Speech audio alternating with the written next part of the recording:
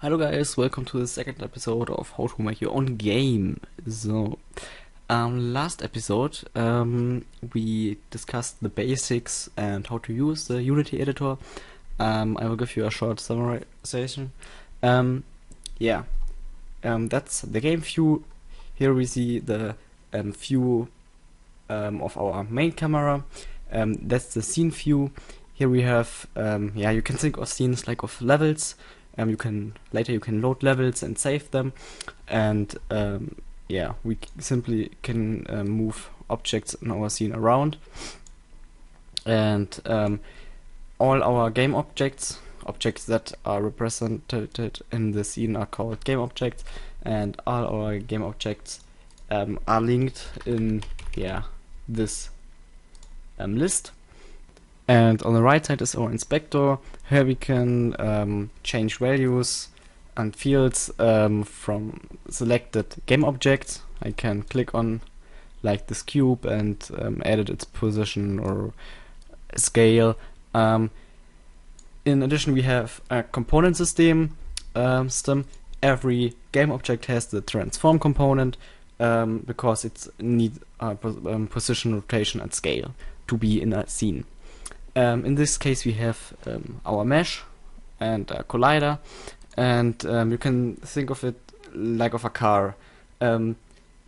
These are components, and we can add, for example, some audio, and a car has is the car itself, and it has maybe a battery, seats, wheels, a trunk, and that's like it's with the components. You have basically your cube object, but without these components, your cube is nothing. So, we also can have a parent and child system. We can, for example, what is often used is if we drag the camera into the cube, and later we control the cube with our keyboard. If we move the cube, the camera will move with it, and you won't see any changes here because the camera is relative to the cube in the same position, because the main camera is a child of the cube. It's like a folder structure. The root folder is the cube, and the subfolder is the camera.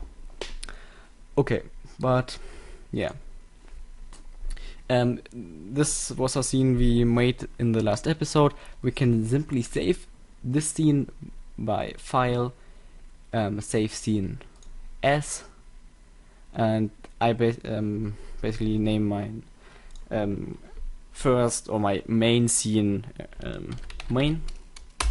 You save them, and here in the root folder of your assets you will see your scene. You can create a new scene and save them also, or you double click this old scene and here it's loaded. Later you can load in-game scenes and save them, but that's another topic. Okay, let's begin with the physics. Last episode I talked about this collider, but first we will just drag the scene here because we don't need the game view because we do nothing with camera or movement. In this case, the scene view is good enough. Just let me create a plane. 3D object, game object, 3D object, plane. It's basically our transform with a plane, the mesh, the plane as mesh, and the mesh render, the render as a plane, and our mesh collider. The mesh collider is a collider for objects that aren't a cube or a sphere. Okay, let's enlarge the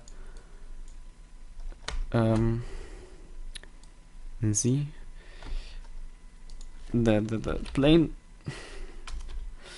and add a sphere.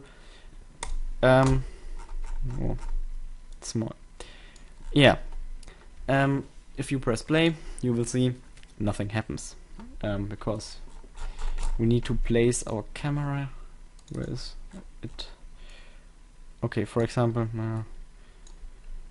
yeah, we change to rotate mode and rotate track the red line down. Yeah. Okay. We can also enable shadows if you want that, and in our light, under shadow type. I prefer soft shadows, but you can do as you want. Yeah, it's a little different. Okay. And we just change the directional light a little bit. Okay. If we press play, nothing will happen because we have objects with colliders. They can collide, but they have no physics applied. We need to say one of these objects that this object is gonna have physics, and for that we will add a component to the sphere. If we work with 3D objects, it's called rigid body. If you work with 2D objects, it's called rigid body 2D. But if you use a rigid body 2D, you need also rigid body. You need also collider, 2D colliders. Yeah. Okay, let's add a rigid body. Simply here, search them or navigate with physics and rigid body, and press enter or click on this label. Then we can press play, and our object falls, boom, and lands on our plane. Yeah, this is very unspectacular.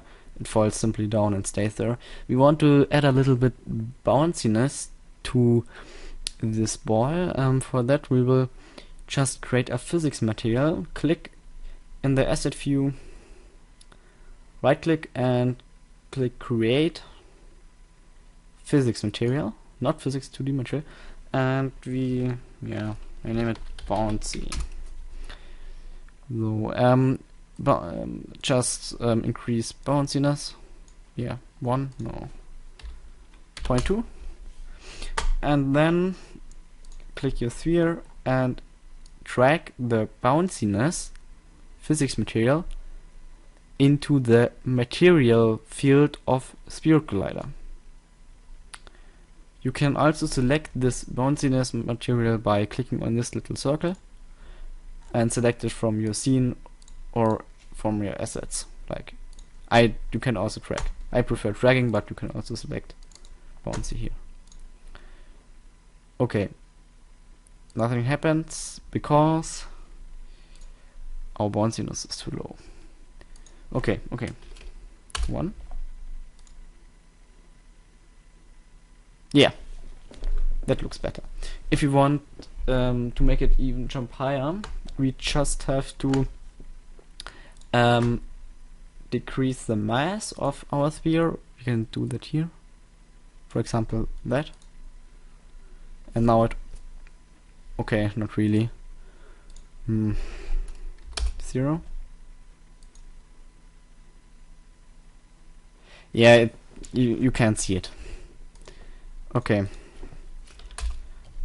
It controls more the if two objects collide, which one moves the other one around. Okay, but now let's.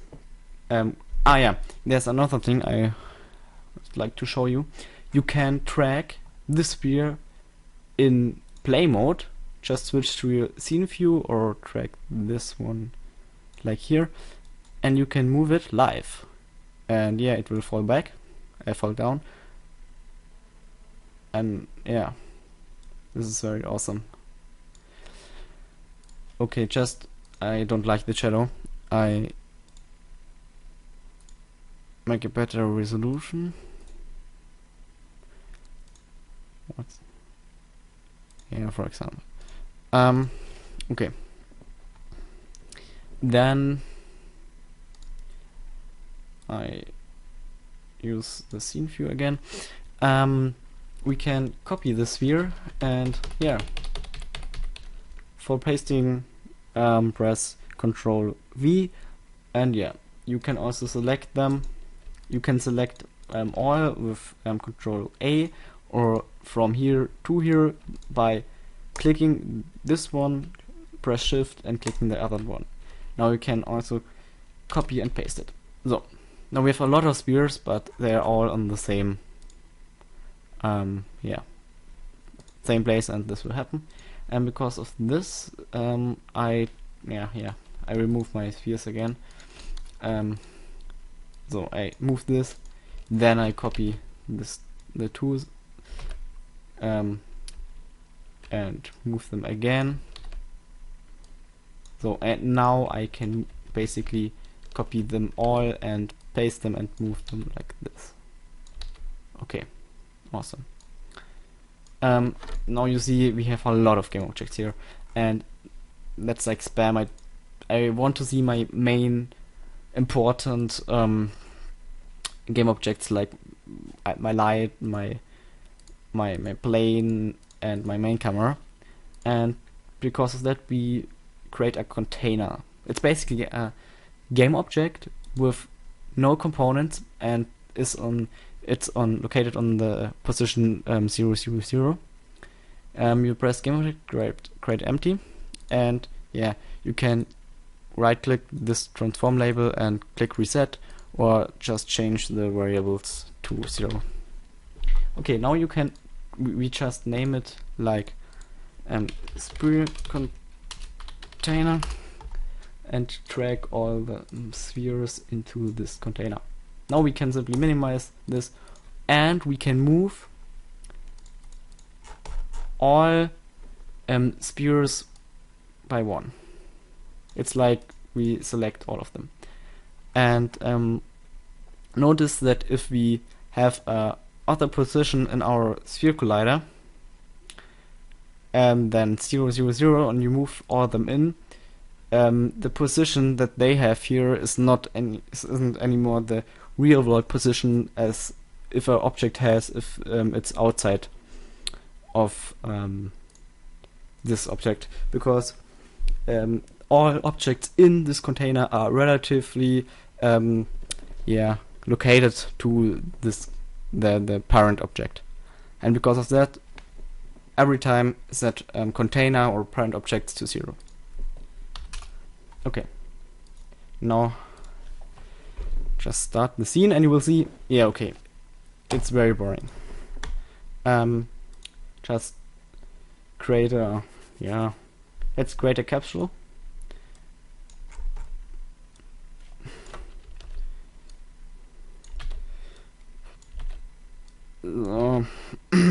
And let's make one bigger. Okay. And press play and we'll see. Yeah, I think the Unity physics are very awesome. So now it should work. Yeah. Awesome. Okay. You for example, the spheres fall off the plane. To avoid that, you can easily place a lot of cubes around the plane. But what if you don't want that the player in the game scene can see the cubes? Just for example, I place a cube, and yeah, I go here in size mode and drag it out a little bit like this. Okay, now we have the spheres will collide with this box, but we don't want to see this box, and what we can do is simply disable the mesh. Every component has, not every, but most of the components have this little box where you can disable them. The mesh filter, for example, has none. That depends on the script itself or on the component, but basically components that you should disable or can disable have a box, and if it makes no sense to disable them, like here it's only yeah, a holder of this mesh, it makes no sense to disable that. You can also remove this one, and yeah, now you have only a collider component. Okay, our last lesson for today is the prefab thing. Before I want to say, in next episode we will begin to make our game finally, with controls and this kind of stuff, and we will see how to use the Terra editor. Okay, now to our prefab thing. What if I design my game object? Like, I can make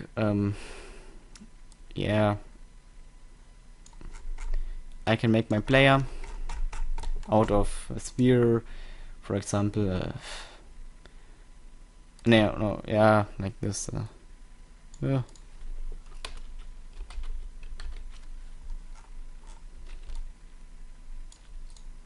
Come to me.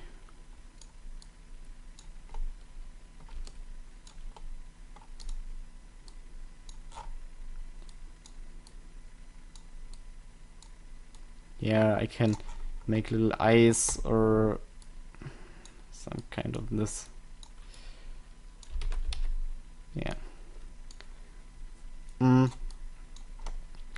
yeah, and before we go to the prefab thing, we will colorize this little guy. Just like create a new material, name it as you want, for example green, and here you can pick your color. Click on this white field and here you can pick your color, and now you have to assign your material to your mesh. You can simply drag this into the scene, or you can drag this on the inspector. Then you can also make another color, material and you can make it blue. Okay, now we want, let's not say that's a player, that's an enemy. So, and if we are in game, if we are in play mode, we want to create a lot of players, and we don't want to place them into the scene, we want to generate them dynamically. And yeah, that's also if you want to move them in the scene, you can wait, let's move the ace into the capsule and name the capsule enemy.